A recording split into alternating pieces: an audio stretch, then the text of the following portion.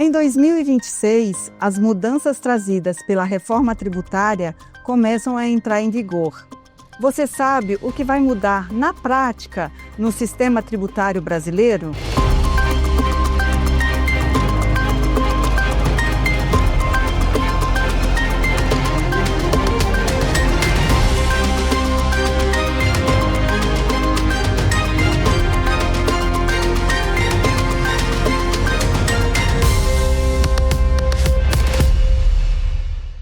Vamos conversar com Daniel Soares, advogado tributarista e coordenador do Simpósio Brasileiro de Estudos Tributários. Daniel, obrigada por estar aqui na ES Brasil, participando dessa entrevista e falando para a gente um pouco da reforma tributária.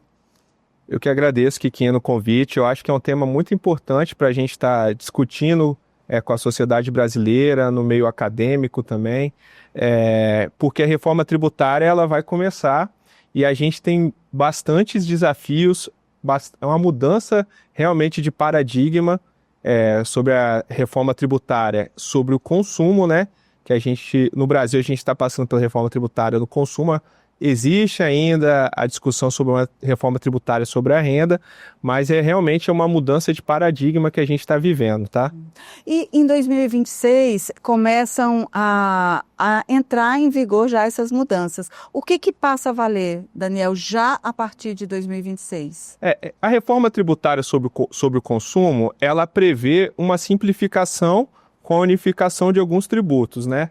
Hoje a gente tem a nível federal o PIS e o COFINS. Esses dois tributos eles vão ser unificados numa contribuição sobre bens e serviços de âmbito federal e a gente vai ter um tributo gêmeo. Por isso que muita gente chama essa tributação de IVA dual, né? Que é o Imposto de Valor Agregado. E a gente tem um tributo gêmeo, o IBS, de competência compartilhada entre estados e municípios, que é a junção do ICMS, que é um tributo estadual, talvez o mais importante tributo aí dos estados, e o tributo também talvez mais importante dos municípios, que é o ISS. E a partir de 2026, o que vai começar? Vai começar uma alíquota teste de 0,1 para o IBS e 0,9 para a CBS. Essa alíquota teste, ela tem como objetivo justamente equilibrar ali os sistemas do governo, tanto do governo federal quanto do comitê gestor do IBS, que vai ser o órgão que vai ser responsável pela arrecadação e fiscalização desse tributo de competência compartilhada, e esse alíquota teste é justamente só para isso. Agora, uma coisa que é importante dizer, que essa alíquota teste, ela pode ou não prever, ou ela pode ou não gerar um pagamento pelas empresas. Por quê? Está previsto na regulamentação da reforma que as empresas que entregarem as informações para o governo, elas estarão dispensadas do recolhimento. Então só vai ter recolhimento pelas empresas, aquelas empresas que não se prepararem aí nesses próximos 6 meses, tá? Para estar prestando esse tipo de informação. É uma coisa muito técnica, Kikina, mas todo mundo recebe a nota fiscal. Na nota fiscal, ela vai ter que vir agora destacada ali as informações da IBS e CBS. Já a partir de janeiro? A partir de janeiro. E a empresa que prestar essas informações, ela vai estar provavelmente dispensada do recolhimento. Vai haver um sistema ali de compensação das escriturações fiscais, mas isso é importante dizer para a empresa. Então, assim, 2026... está começando o teste.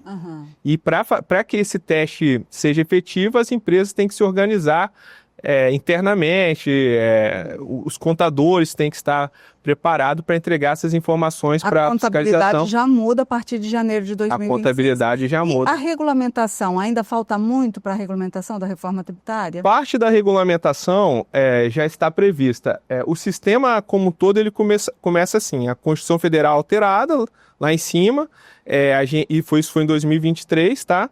E no início desse ano, a gente teve a edição de uma lei complementar que prevê as regras gerais, que está bem definido os principais contornos, base de cálculo, apuração desse tributo, e o que está para vir ainda são regulamentações infraconstitucionais que a gente entende que são mais questões operacionais. Nós esperamos que não tenham surpresas. Por exemplo, a gente tem hoje um princípio, que é o princípio da não cumulatividade, que é o crédito pleno, né? Para que esse imposto ele efetivamente seja tributado só sobre o valor agregado. E a gente espera que não tenha nenhuma pegadinha nessa própria regulamentação, vedando alguma apropriação de crédito ou algo do tipo, tá certo? E você, como um conhecedor da matéria, o que você destaca como o maior impacto para a economia do Espírito Santo? O Espírito Santo, ele a partir de 2033, ele perde uma importante política fiscal que ele tem, que é promover a competitividade do Estado através de incentivos fiscais, pois está previsto que até 2032 a gente ainda vai ter incentivos fiscais de ICMS. O ICMS, ele também vai ter um período de transição, tá? Até 2032, mas mesmo durante esse período de transição, está previsto algumas compensações para essas empresas que têm incentivo, porque está prometida que não vai haver impacto arrecadatório, tá? A partir de 2033, o Estado do Espírito Santo ele perde essa política pública fiscal de atrair a competitividade. E isso é visto por muitas pessoas como uma perda de autonomia dos estados em geral, né? E o que acontece? Existe depois, regulamentada por meio de um fundo, para o governo ele poder também promover o equilíbrio regional das diferenças, né? A gente sabe que a gente tem regiões do país que estão mais desenvolvidas que outras por questões estruturais, e a política fiscal era uma forma também de equilibrar essas diferenças regionais. Tem previsto mecanismos, mas esse mecanismo do próprio Estado poder renunciar à receita, isso não vai existir mais. Apesar de também ser um pleito, né? Porque a gente ouvia muito a questão da guerra fiscal, né? Que era um Estado brigando para o outro para poder ver quem dá o melhor desconto para poder trazer a empresa para dentro do Estado. Então, sim, o Estado do Espírito Santo ele perde essa autonomia, sua economia durante os últimos anos, ela realmente estava ancorada nessa política fiscal de trazer essas empresas para cá, e ele perde esse atrativo, né? Não se sabe ainda o percentual dessa perda, ou já se tem mais ou menos o quanto vai ser de perda? Não, as entidades, elas calculam, né, como que será essa perda. A gente estima que, assim, aqueles setores econômicos que a questão logística não vai compensar mais o aumento do tributo que vai ter, provavelmente são os mais afetados. O setor talvez atacadista, o setor de e-commerce, né? Que a questão logística, né? Os custos do transporte, né? Para os grandes centros consumidores, isso pode impactar?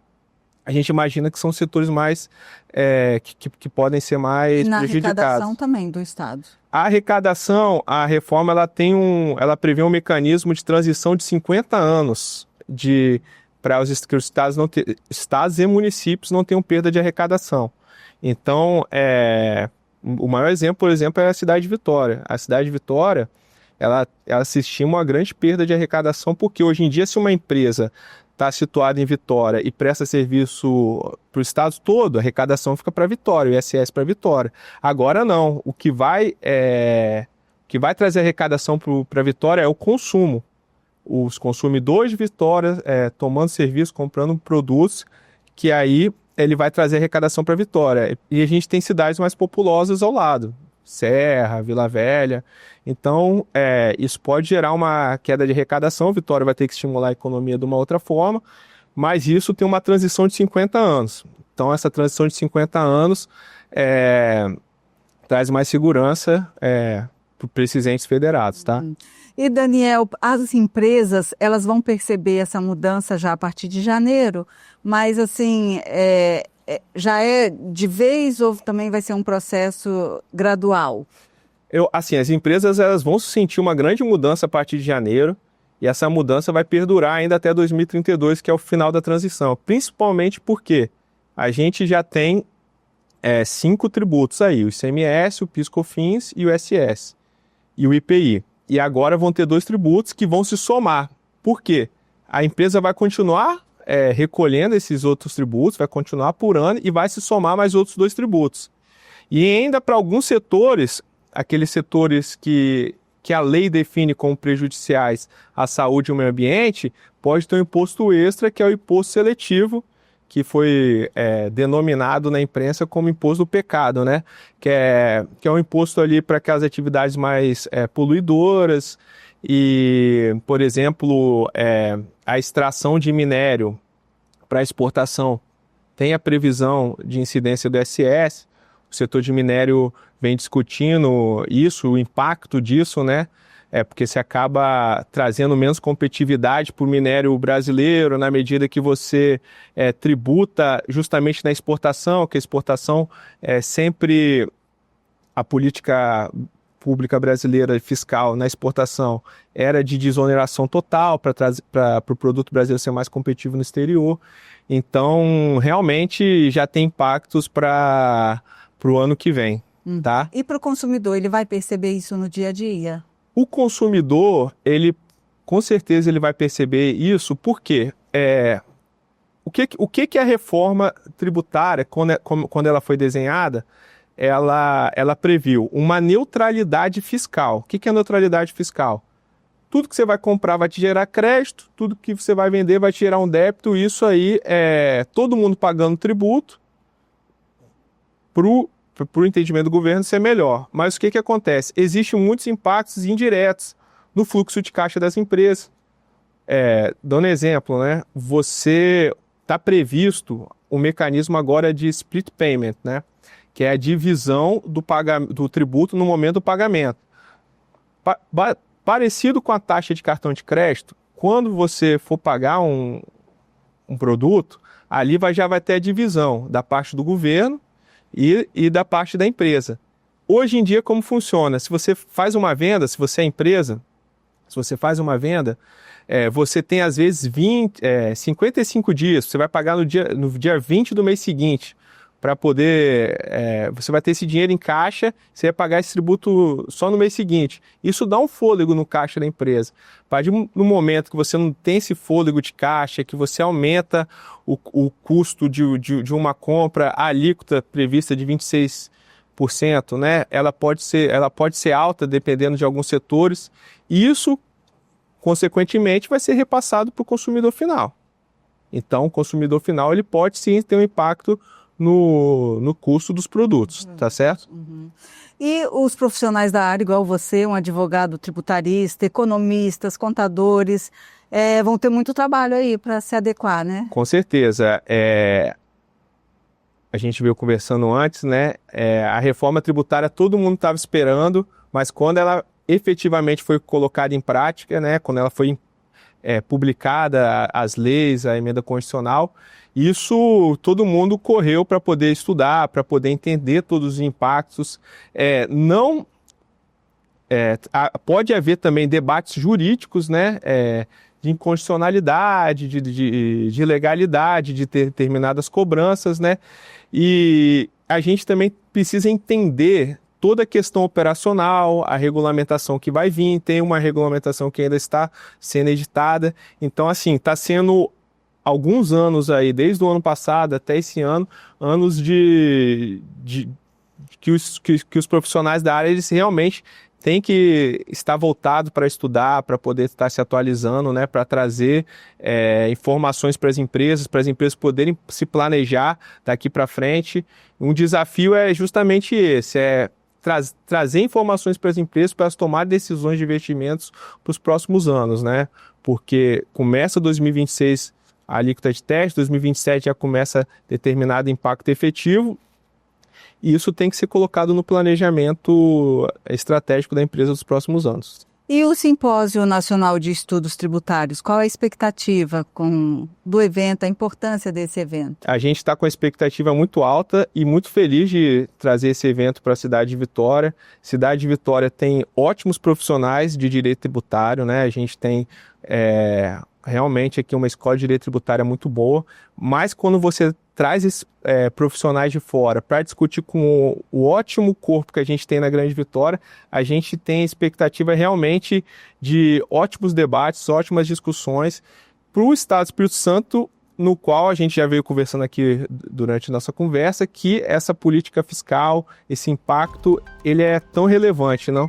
Então, assim, realmente a gente está com ótimas expectativas para o simpósio que vai acontecer na cidade de Vitória, tá certo? Daniel, obrigada por conversar com a gente sobre esse assunto importante que ainda vai ter muito caldo aí até o final do ano. Realmente, a gente vai discutindo e qualquer novidade a gente traz aqui para vocês, tá bom? Se você quer saber mais sobre esse e outros assuntos, acesse esbrasil.com.br.